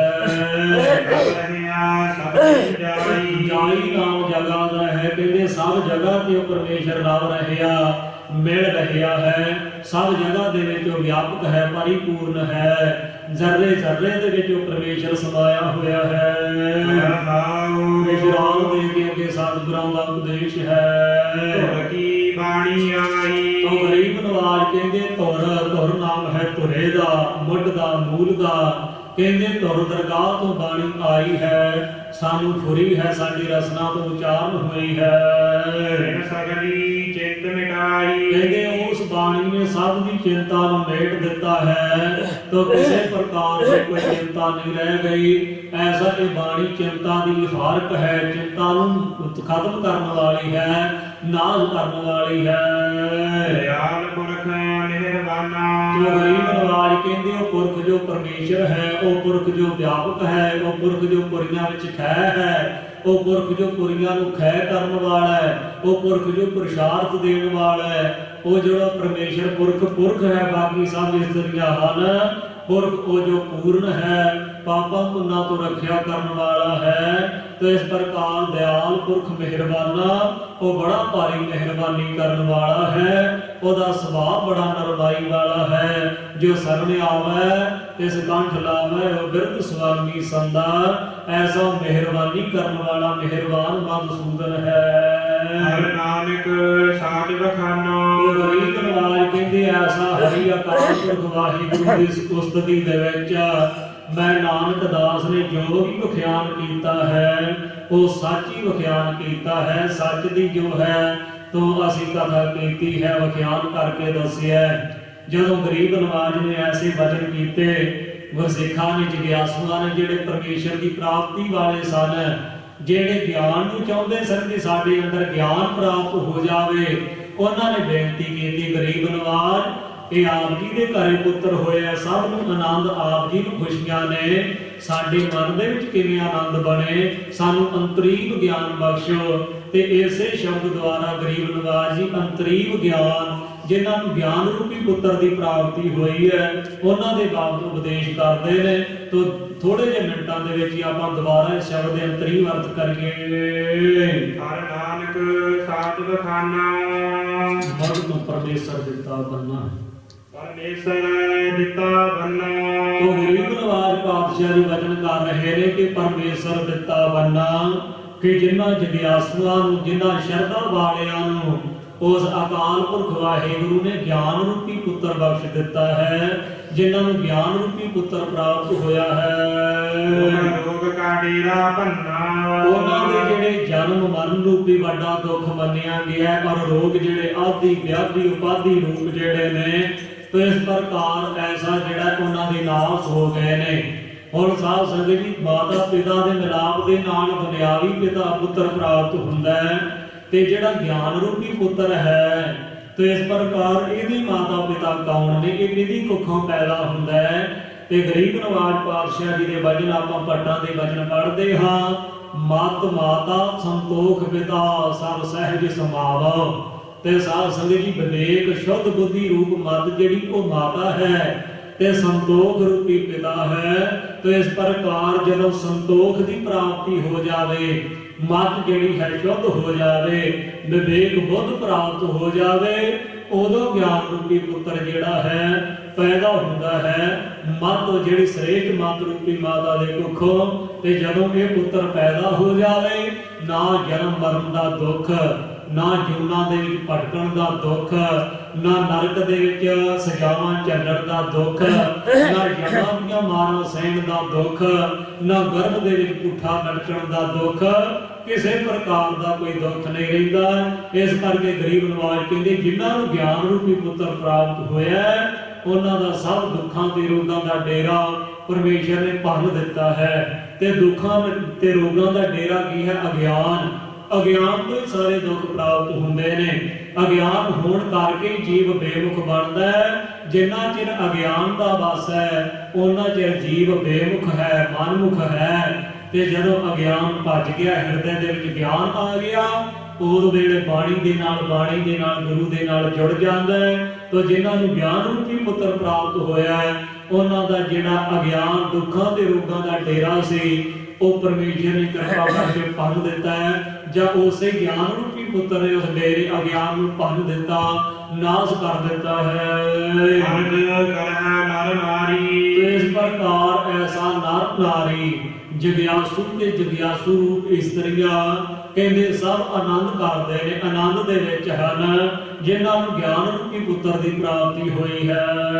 ਹਰ ਹਰ ਪ੍ਰਭ ਕਿਰਪਾ ਧਾਰੀ, ਤੋ ਕਹਿੰਦੇ ਜਿਵੇਂ ਦੁਨਿਆਵੀ ਪੁੱਤਰ ਹਰੀ ਦੀ ਕਿਰਪਾ ਦੇ ਨਾਲ ਪ੍ਰਾਪਤ ਹੁੰਦਾ ਹੈ, ਔਰ ਇਸੇ ਪ੍ਰਕਾਰ ਰੂਪੀ ਪੁੱਤਰ ਜੋ ਹੈ ਇਹ ਵੀ ਹਰ ਹਰ ਪ੍ਰਭ ਕਿਰਪਾ ਧਾਰੀ। ਹਰੀ ਨੇ ਜਿਨ੍ਹਾਂ ਦੇ ਅਗਿਆਨ ਨੂੰ ਹਰ ਲਿਆ, ਜਿਨ੍ਹਾਂ ਨੂੰ ਗਿਆਨ ਦੇ ਸਹਿਤ ਹਰਿਆ ਭਰਿਆ ਕਰ ਦਿੱਤਾ, ਉਹਨਾਂ ਦੇ ਜਦੋਂ ਕਿਰਪਾ ਧਾਰੀ ਕਿਰਪਾ ਕੀਤੀ, ਉਸ ਵੇਲੇ ਉਹਨਾਂ ਦੀ ਰਹਿਮਤ ਹੋਈ, ਬਖਸ਼ਿਸ਼ ਹੋਈ। ਸੰਤ ਹੋ ਸੁਖ ਹੋਵੇ ਸਭ ਥਾਈ, ਸੰਤ ਹੋਏ ਬਾਬਾ ਬੁੱਢਾ ਸਾਹਿਬ ਜੀ ਵਰਗੇ ਗੁਰਮੁਖ ਪਿਆਰਿਓ, ਭਾਈ ਪ੍ਰਾਣਾ ਵਰਗੇ, ਭਾਈ ਗੁਰਦਾਸ ਸਾਹਿਬ ਜੀ ਵਰਗੇ ਸੰਤ ਮਹਾਂਪੁਰਖ, ਸੰਤ ਹੋ ਸੁਖ ਹੋਆ ਸਭ ਥਾਈ। ਉਹਨਾਂ ਗੁਰਮੁਖ ਪਿਆਰਿਆਂ ਨੂੰ ਸਭ ਥਾਂ ਤੇ ਸੁਖ ਪ੍ਰਾਪਤ ਹੋਇਆ ਹੈ। ਇਸ ਲੋਕ ਦਾ ਵੀ ਸੁਖ, ਪਰਲੋਕ ਦਾ ਵੀ ਸੁਖ ਪ੍ਰਾਪਤ ਹੋਇਆ ਹੈ। ਸਭ ਥਾਈ, ਸਭ ਥਾਵਾਂ ਤੇ, ਸਭ ਜਗ੍ਹਾ ਤੇ ਖੁਸ਼ੀ ਹਨ। ਕਿਸੇ ਪ੍ਰਕਾਰ ਉਹਨਾਂ ਨੂੰ ਲੋਕ ਪਰਲੋਕ ਦਾ ਦੁੱਖ ਨਹੀਂ ਹੈ। ਪਾਰ ਬ੍ਰਹਮ ਪੂਰਨ ਪਰਮੇਸ਼ਰ, ਇਸ ਪ੍ਰਕਾਰ ਫੇਰ ਉਹਨਾਂ ਨੇ ਜਾਣ ਲਿਆ, ਨਹੀਂ ਤੇ ਦੇਵੀ ਦੇਵਤਿਆਂ ਦੀ ਉਪਾਸਨਾ ਦੇ ਵਿੱਚ ਹੀ ਭਟਕਦੇ ਰਹੇ। ਤੇ ਇਸ ਕਰਕੇ ਜਦੋਂ ਗਿਆਨ ਰੂਪੀ ਪ੍ਰਪੁੱਤਰ ਪ੍ਰਾਪਤ ਹੋਇਆ, ਫੇਰ ਪਤਾ ਲੱਗਿਆ ਕਿ ਪਾਰ ਬ੍ਰਹਮ ਪੂਰਨ ਪਰਮੇਸ਼ਰ ਹੈ। ਇੱਕ ਪਾਪਾਂ ਪੁੰਨਾਂ ਤੋਂ ਰਹਿਤ ਬ੍ਰਹਮ ਜਿਹੜੀ ਸ਼ਕਤੀ ਹੈ, ਉਹੀ ਪੂਰਨ ਹੈ, ਉਹੀ ਪਰਮ ਈਸ਼ਰ ਹੈ। ਸਭ ਰਹਿਆ ਸਭਨੀ ਜਾਈ, ਇਹ ਜਿਹੜਾ ਹੈ ਤੋ ਇਸ ਪ੍ਰਕਾਰ ਉਹਨਾਂ ਦੀ ਨਿਗਾਹ ਦੇ ਵਿੱਚ ਪਰਮੇਸ਼ਰ ਹੀ ਆਇਆ। ਜਿੱਥੇ ਨਿਗਾਹ ਮਾਰਦੇ ਫਿਰ ਕਹਿੰਦੇ ਰਵ ਰਹਿਆ ਸਭਨੀ ਜਾਈ, ਕਿ ਸਭ ਜਗ੍ਹਾ ਤੇ ਸਭ ਥਾਵਾਂ ਤੇ ਉਹ ਪਰਮੇਸ਼ਰ ਵਿਆਪਕ ਹੈ। ਤੇ ਰਵ ਰਹਿਆ, ਰਵ ਨੂੰ ਉਚਾਰਦੇ ਨੇ, ਜਿਹੜਾ ਪਰਮੇਸ਼ਰ ਸਾਰੇ ਥਾਵਾਂ ਤੇ ਵਿਆਪਕ ਹੈ। ਉਹਨਾਂ ਦੀ ਐਸੀ ਦ੍ਰਿਸ਼ਟੀ ਹੋ ਗਈ, ਜਹ ਜਹ ਦੇਖਾ ਤੈ ਜੋਤ ਤੁਮਾਰੀ ਤੇਰਾ ਰੂਪ ਕਨੇਹਾ। ਉਹ ਕਹਿੰਦੇ ਮਹਾਰਾਜ ਜਿੱਥੇ ਵੇਖਦੇ ਆ ਤੁਸੀਂ ਵੇਖਦੇ ਹੋ, ਕਹੋ ਜਿਹਾ ਤੇਰਾ ਰੂਪ ਜਿਹੜਾ ਸਭ ਥਾਵਾਂ ਤੇ ਵਸਿਆ ਹੋਇਆ ਹੈ। ਬ੍ਰਹਮ ਦੀਸੈ ਬ੍ਰਹਮ ਸੁਣੀਐ ਏਕ ਏਕ ਵਖਾਣੀਐ ਆਤਮ ਪਸਾਰਾ ਕਰਨ ਹਾਰਾ ਪ੍ਰਭ ਬਿਨਾ ਨਹੀਂ ਜਾਣੀਐ। ਐਸੀ ਉਹਨਾਂ ਦੀ ਦ੍ਰਿਸ਼ਟੀ ਆ ਜਾਂਦੀ ਹੈ, ਬ੍ਰਹਮ ਨੂੰ ਹੀ ਸੁਣਦੇ ਨੇ, ਬ੍ਰਹਮ ਨੂੰ ਹੀ ਵੇਖਦੇ ਨੇ। ਸਭ ਜੀਵਾਂ ਸਭ ਪਸ਼ੂ ਪੰਛੀਆਂ ਦੇ ਵਿੱਚ ਉਹਨਾਂ ਨੂੰ ਪਰਮੇਸ਼ਰ ਦਿਸਦਾ ਹੈ ਤੇ ਜਿਵੇਂ ਵੀ ਪਸ਼ੂ ਪੰਛੀ ਜਿੰਨੇ ਵੀ ਬੋਲਦੇ ਨੇ ਸਾਰਿਆਂ ਦੇ ਵਿੱਚ ਪਰਮੇਸ਼ਰ ਦੀ ਆਵਾਜ਼ ਹੀ ਸੁਣਦੀ ਹੈ। ਜੋ ਬੋਲਤ ਹੈ ਮ੍ਰਿਗ ਮੀਨ ਪੰਖੇਰੂ ਸੋ ਬਿਨ ਹਰ ਹੋਰ ਨਹੀਂ ਬੋਲਤ ਹੋਰ। ਉਹਨਾਂ ਦੇ ਬਚਨ ਸੋ ਬਿਨ ਹਰ ਹੈ ਨਹੀਂ ਬੋਲਤ ਹੋਰ। ਉਹ ਕਹਿੰਦੇ ਜੋ ਵੀ ਪਸ਼ੂ ਪੰਛੀ ਬੋਲ ਰਹੇ ਨੇ ਉਹ ਪਰਮੇਸ਼ਰ ਦੇ ਨਾਮ ਤੋਂ ਬਿਨਾਂ ਕੁਝ ਉਚਾਰ ਨਹੀਂ ਕਰਦੇ। ਇਹ ਉਹਨਾਂ ਦੀ ਅਵਸਥਾ ਉੱਚੀ ਹੋ ਗਈ ਹੈ ਜਿਨ੍ਹਾਂ ਨੂੰ ਗਿਆਨ ਰੂਪੀ ਪੁੱਤਰ ਪ੍ਰਾਪਤ ਹੋਇਆ ਹੈ। ਵਿਸ਼ਰਾਮ ਦੇ ਕੇ ਅੱਗੇ ਸਤਿਗੁਰਾਂ ਦਾ ਉਪਦੇਸ਼ ਧੁਰ ਕੀ ਬਾਣੀ ਆਈ। ਉਹ ਗਰੀਬ ਨਵਾਜ ਕਹਿੰਦੇ ਧੁਰ ਕੀ ਬਾਣੀ, ਇਹ ਧੁਰੋਂ ਦਰਗਾਹੋਂ ਮਾਲਕ ਦੀ ਬਾਣੀ ਆਈ ਹੈ। ਜੈਸੀ ਮੈਂ ਆਵੇ ਖਸਮ ਕੀ ਬਾਣੀ ਤੈਸੜਾ ਕਰੀ ਗਿਆਨ ਵੇ ਲਾਲੋ। ਹਉ ਆਪਹੁ ਬੋਲ ਨਾ ਜਾਣਦਾ ਮੈਂ ਕਹਿਆ ਸਭ ਹੁਕਮਾਓ ਜੀਓ। ਇਹ ਅਕਾਲ ਪੁਰਖ ਦੀ ਬਾਣੀ, ਕੋਈ ਕਿਸੇ ਦੁਨਿਆਵੀ ਪੁਰਖ ਦੀ ਕਾਵ ਰਚਨਾ ਨਹੀਂ। ਤੇ ਇਸ ਕਰਕੇ ਬਾਣੀ ਦਾ ਪਰਮੇਸ਼ਰ ਜਾਣ ਕੇ ਆਪਾਂ ਸਤਿਕਾਰ ਕਰਨਾ ਹੈ, ਗੁਰੂ ਜਾਣ ਕੇ ਸਤਿਕਾਰ ਕਰਨਾ ਹੈ। ਭਾਵੇਂ ਉਹ ਗੁਰੂ ਗ੍ਰੰਥ ਸਾਹਿਬ ਮਹਾਰਾਜ ਜੀ ਨੇ ਤੇ ਭਾਵੇਂ ਕੱਲਾ ਜਪਜੀ ਸਾਹਿਬ ਦਾ ਗੁਟਕਾ ਹੈ, ਗੁਟਕਾ ਸਾਹਿਬ ਪੋਥੀ, ਸਾਰਿਆਂ ਦਾ ਉਨਾ ਹੀ ਸਤਿਕਾਰ ਕਰਨਾ ਹੈ। ਤਾਂ ਫਿਰ ਸਾਡਾ ਸਤਿਕਾਰ ਹੋਵੇਗਾ। ਧੁਰ ਨਾਮ ਹੁੰਦਾ ਹੈ ਮੁੱਢ ਦਾ। ਤਾਂ ਸਾਧ ਸੰਗਤ ਜੀ ਕਈਆਂ ਨੇ ਧਰੂ ਤਾਰੇ ਨੂੰ ਧੁਰ ਮੰਨਿਆ, ਇਸ ਕਰਕੇ ਉਹਦਾ ਨਾਮ ਧਰੂ ਪਿਆ ਹੋਇਆ ਹੈ। ਤਾਂ ਕਿਉਂਕਿ ਸਾਰਾ ਜਿਹੜਾ ਤਾਰਾ ਮੰਡਲ ਹੈ ਉਹ ਧਰੂ ਦੇ ਦੁਆਲੇ ਘੁੰਮਦਾ ਹੈ। ਪਰ ਇੱਕ ਦਿਨ ਐਸਾ ਆ ਜਾਵੇਗਾ ਕਿ ਧਰੂ ਨੇ ਵੀ ਨਾਸ ਹੋ ਜਾਣਾ ਹੈ। ਧਰੂ ਤਾਰਾ ਵੀ ਨਹੀਂ ਰਹੇਗਾ ਜਦੋਂ ਮਹਾਂਪਰਲੋ ਆ ਜਾਵੇਗੀ, ਪਰ ਧੁਰ ਜਿਹੜਾ ਸਾਰਿਆਂ ਦਾ ਮੁੱਢ ਪਰਮੇਸ਼ਰ ਹੈ ਉਸ ਵੇਲੇ ਵੀ ਉਹ ਰਹੇਗਾ। ਇਸ ਕਰਕੇ ਜਿਹੜਾ ਹਰ ਥਾਂ ਤੇ ਹਰ ਵੇਲੇ ਮਹਾਂਪਰਲੋ ਤੋਂ ਬਾਅਦ ਵੀ ਵਿਆਪ ਕਰੇਗਾ ਉਸ ਇਹ ਧੁਰ ਦੀ ਬਾਣੀ, ਉਸ ਮੁੱਢ ਦੀ ਬਾਣੀ, ਅਕਾਲ ਪੁਰਖ ਦੀ ਬਾਣੀ ਹੈ। ਇਹ ਬਚਨ ਨੇ ਗੁਰੂ ਨਾਨਕ ਪਾਤਸ਼ਾਹ ਜੀ ਗੁਰੂ ਸਾਹਿਬਾਨ ਉਸ ਅਕਾਲ ਪੁਰਖ ਦੇ ਲੈ ਕਰਕੇ ਆਏ। ਜਿਨ ਸਗਲੀ ਚਿੰਤ ਮਿਟਾਈ। ਚਿੰਤ ਨਾਮ ਹੈ ਚਿੱਤ ਦੀ ਵਿਹਵਲਤਾ ਵਾਲੀ ਹਾਲਤ ਦਾ।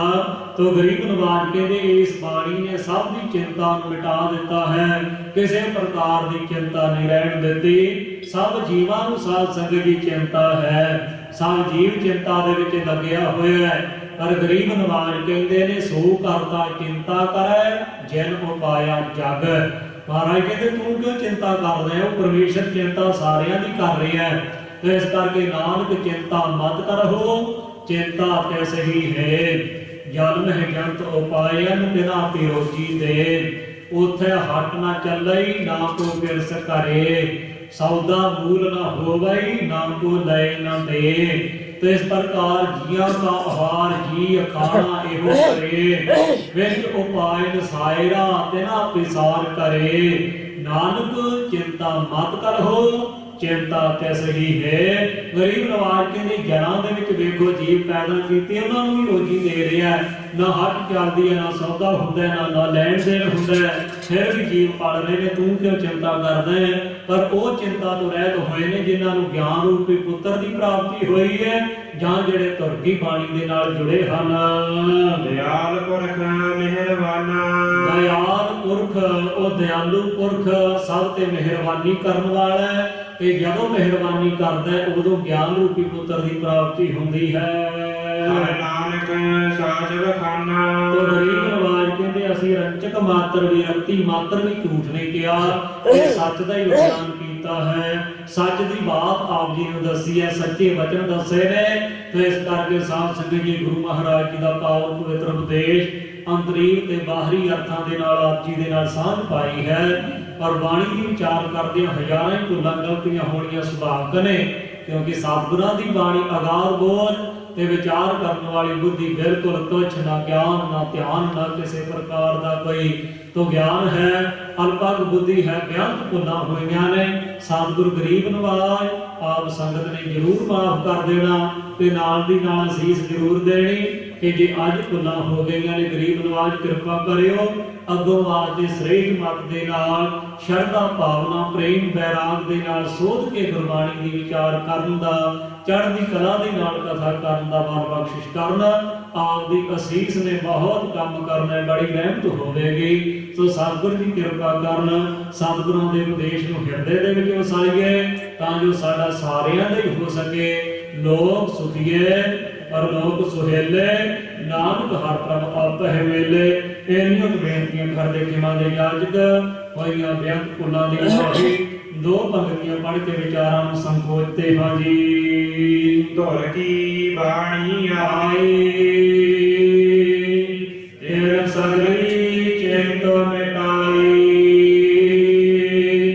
ਦਇਆਲ ਪੁਰਖ ਮਿਹਰਬਾਨਾ ਹਰ ਨਾਨਕ ਸਾਚ ਵਖਾਨਾ ਵਾਹਿਗੁਰੂ ਜੀ ਕਾ ਖਾਲਸਾ ਵਾਹਿਗੁਰੂ ਜੀ ਕੀ ਫਤਿਹ। ਵਾਹਿਗੁਰੂ ਜੀ ਰਾਮ ਕਲੀ ਮਹੱਲਾ ਤੀਜਾ ਆਨੰਦ ਇੱਕ ਓੰਕਾਰ ਸਤਿਗੁਰ ਪ੍ਰਸਾਦ ਆਨੰਦ ਭਇਆ ਮੇਰੀ ਮਾਏ ਸਤਿਗੁਰੂ ਮੈਂ ਪਾਇਆ ਸਤਿਗੁਰਤਾ ਪਾਇਆ ਸਹਿਜ ਸੇਤੀ ਮਨ ਵਜੀਆ ਵਾਧਾਈਆ ਰਾਗ ਰਤਨ ਪਰਵਾਰ ਭਰੀਆ ਸ਼ਬਦ ਗਾਵਨ ਆਈਆ ਸਬਦੋਤਾ ਗਾਵਹੁ ਹਰੀ ਤੇਰਾ ਮਨ ਗਿਨੀ ਵਸਾਇਆ ਕਹਿ ਨਾਨਕ ਆਨੰਦ ਹੋਆ ਸਤਿਗੁਰੂ ਮੈਂ ਪਾਇਆ ਏ ਮਨ ਮੇਰਿਆ ਤੂੰ ਸਦਾ ਰਹੋ ਹਰ ਨਾਲੇ ਹਰ ਨਾਲ ਰਹੋ ਤੂੰ ਮਨ ਮੇਰੇ ਦੁਖ ਸਭ ਵਿਸਾਰਣਾ ਅੰਗੀਕਾਰ ਉਹ ਕਰੇ ਤੇਰਾ ਕਾਰਜ ਸਭ ਸਵਾਰਣਾ ਸਭਨਾ ਗੱਲਾਂ ਸਮਰੱਥ ਸੁਆਮੀ ਸੋ ਕਿਉ ਮਨੋ ਵਿਸਾਰੇ ਕਹਿ ਨਾਨਕ ਮਨ ਮੇਰੇ ਸਦਾ ਰਹੋ ਹਰ ਨਾਲੇ ਸਾਚੇ ਸਾਹਿਬਾ ਕਿਆ ਨਾਹੀ ਘਰ ਤੇਰਾ ਘਰ ਤਾਂ ਤੇਰਾ ਸਭ ਕਿਛ ਹੈ ਜਿਸ ਦੇਹ ਸੁਨ ਪਾਵੈ ਸਦਾ ਸਿਫਤ ਸਲਾਹ ਤੇਰੀ ਨਾਮ ਮਨ ਵਸਾਵੈ ਨਾਮ ਜਿਨ ਕੈ ਮਨ ਵਸਿਆ ਵਾਜੇ ਸ਼ਬਦ ਕਨੇਰੇ ਕਹਿ ਨਾਨਕ ਸੱਚੇ ਸਾਹਿਬ ਕਿਆ ਨਾਹੀ ਘਰ ਤੇਰਾ ਸਾਚਾ ਨਾਮ ਮੇਰਾ ਆਧਾਰੋ ਸਾਚ ਨਾਮ ਆਧਾਰ ਮੇਰਾ ਜਿਨ ਭੁੱਖਾ ਸਭ ਗਵਾਈਆ ਕਰ ਸਾਧ ਸੁਖ ਮਨ ਆਇਸਿਆ ਜਿਨ ਇੱਛਾ ਸਭ ਪੁਜਾਈਆ ਸਦਾ ਕੁਰਬਾਨ ਕੀਤਾ ਗੁਰੂ ਵਿਟਹੁ ਜਿਸ ਦੀਆ ਇਹ ਵਡਿਆਈਆ ਕਹਿ ਨਾਨਕ ਸੁਣੋ ਸੰਤੋ ਸ਼ਬਦ ਧਰੋ ਪਿਆਰੋ ਸਾਚਾ ਨਾਮ ਮੇਰਾ ਆਧਾਰੋ ਵਾਜੇ ਪੰਜ ਸ਼ਬਦ ਤਿਤ ਘਰ ਸੁਭਾਗੈ ਸ਼ਬਦ ਵਾਜੇ ਕਲਾ ਜਿਤ ਕਰ ਧਾਰਿਆ ਪੰਜ ਦੂਤ ਤਦ ਵਸ ਕੀਤੇ ਕਾਲ ਕੰਟਕ ਮਾਰਿਆ ਤੁਰ ਕਰਮ ਪਾਇਆ ਤੁਧ ਜਿਨ ਕਾ ਸੇ ਨਾਮ ਹਰ ਕੈ ਲਾਗੇ ਕਹਿ ਨਾਨਕ ਤੈ ਸੁਖੋਆ ਤਿਤ ਕਰ ਅਨਹਦ ਵਾਜੇ ਅਨੰਦ ਸੁਨ ਹੋਵਟ ਭਾਗੀ ਹੋ ਸਗਲ ਮਨੋਰਥ ਪੂਰੇ ਪਾਰ ਬ੍ਰਹਮ ਪ੍ਰਭ ਪਾਇਆ ਉਤਰੇ ਸਗਲ ਵਿਸੂਰੇ ਦੁਖ ਰੋਗ ਸੰਤਾਪ ਉਤਰੇ ਸੁਣੀ ਸੱਚੀ ਬਾਣੀ ਸੰਤ ਸਾਜਨ ਭੈ ਸਰਸੇ ਪੂਰੇ ਗੁਰ ਤੇ ਜਾਣੀ ਸੁਣਤੇ ਪੁਨੀਤ ਕਹਿ ਪਵਿੱਤ ਸਤਿਗੁਰ ਰਹਿਆ ਘਰ ਪੂਰੇ ਬਿਨਵੰਤ ਨਾਨਕ ਗੁਰ ਚਰਨ ਲਾਗੇ ਵਾਜੀ ਅਨਹਦ ਤੂਰੇ ਸ਼ਲੋਕ ਪਵਨ ਗੁਰੂ ਪਾਣੀ ਪਿਤਾ ਮਾਤਾ ਧਰਤ ਮਹਤ ਦਿਸ ਰਾਤ ਦੋਏ ਗਾਈ ਗਾਇਆ ਖੇਲੇ ਸਗਲ ਜਗਤ ਚੰਗਿਆਈਆ ਬੁਰਿਆਈਆ ਵਾਚੈ ਧਰਮ ਹਦੂਰ ਕਰਨੀ ਆਪੋ ਆਪਣੀ ਕੇ ਨੇੜੇ ਕੇ ਦੂਰ ਜਿਨੀ ਨਾਮ ਤੇ ਆਇਆ ਗਏ ਮਸਕਤ ਕਾਲ ਨਾਨਕ ਤੇ ਮੁਖ ਉਜਲੇ ਕੀਤੀ ਛੁੱਟੀ ਨਾਲ ਜਿਨੀ ਨਾਮ ਤੇ ਆਇਆ ਗਏ ਮਸਕਤ ਕਾਲ ਨਾਨਕ ਤੇ ਮੁਖ ਉਜਲੇ ਕੀਤੀ ਛੁੱਟੀ ਨਾਲ ਵਾਹਿਗੁਰੂ ਜੀ ਕਾ ਖਾਲਸਾ